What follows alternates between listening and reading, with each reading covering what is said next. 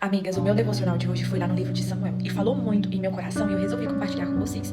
Tá lá em Samuel, capítulo 16, versículo 1. Então disse o Senhor a Samuel: Até quando terás dó de Saul, havendo-o eu rejeitado, para que não reine sobre Israel? Enche o teu vaso de azeite e vem, enviar-te-ei Jessé, o belemita, porque dentre os seus filhos me tenho provido de um rei. E aí, Deus pergunta a Samuel. E essa pergunta serve pra gente nos dias de hoje também, porque uma das coisas que eu aprendi é: o que aconteceu lá na época de Jesus, a gente pode transferir para o que a gente vive no dia de hoje. Aí Deus pergunta, né? Até quando terás pena de Samuel? Não era uma repreensão, simplesmente para ele não permanecer preso ao passado. Samuel precisava viver o luto, né? E quantas vezes a gente está impedindo de viver o luto? Quantas vezes a gente está adiando isso? Mas ele não podia permitir que a dor impedisse de cumprir a próxima missão que Deus tinha para ele. Às vezes a gente está adiando viver o luto, enquanto a gente também está adiando de viver a próxima missão, o próximo projeto, o papel que Deus quer que a gente cumpra. A pergunta de hoje que a gente tem que fazer e refletir é: você está preso no que deu errado? Emprego, relacionamento, projetos, sonhos?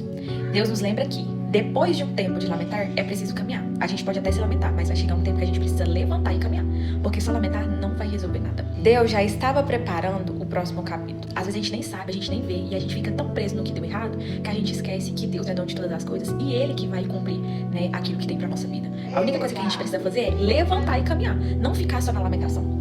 Então, enquanto Samuel chorava por Saul, Deus já havia escolhido Davi. Quando uma porta se fecha, pela vontade de Deus, Ele já está preparando algo novo, mesmo que a gente não consiga enxergar. Isso aqui, gente, eu acho que é uma das tarefas mais difíceis. Tentar enxergar ou tentar ver esperança aonde a gente não consegue ver. Quando o projeto tá errado, quando o sonho não sai daquele jeito que a gente planejou, quando algo sai do nosso controle, é muito difícil. E, infelizmente, a gente tem que reconhecer isso e tem que buscar, né, essa força em Deus, literalmente. A rejeição de Deus, ela não é impulsiva. O chamado de Deus exige um coração disposto e obedecer. Saul foi rejeitado porque persistiu na desobediência. Deus é paciente, porém, Ele também é justo. A gente desobedece. Quando Deus vem para a correção, Ele é justo na correção dele. Então, quando as coisas derem errado, não é porque Deus não nos ama, é porque Ele é justo com aquela palavra dele, né? Deus vê além da aparência. Em Samuel 16:7.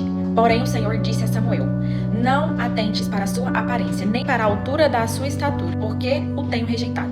Porque o Senhor não vê como o homem vê, pois o homem vê o que está diante dos olhos, porém o Senhor olha para o coração. Deus escolhe pessoas por aquilo que elas são diante dele, não pelo que a gente aparenta. É exatamente assim que Deus nos escolhe. E hoje a ordem de Deus é, né? Enche com chifre de azeite e vai. Ou seja, e em outras palavras, prepare-se, levante-se e continue. Ainda há uma missão e ainda há um propósito, mesmo que a gente não consiga enxergar. Deus não termina sua obra quando um ciclo acaba. Muitas vezes é justamente nesse momento que Ele começa a escrever uma história ainda maior. E por diversas vezes, né, a gente encerra uma etapa, encerra um ciclo e acha que ficou por aquilo ali. E não, Deus ele tem algo muito maior e muito melhor pra gente, desde que a gente tenha um coração disposto para receber e para andar em obediência.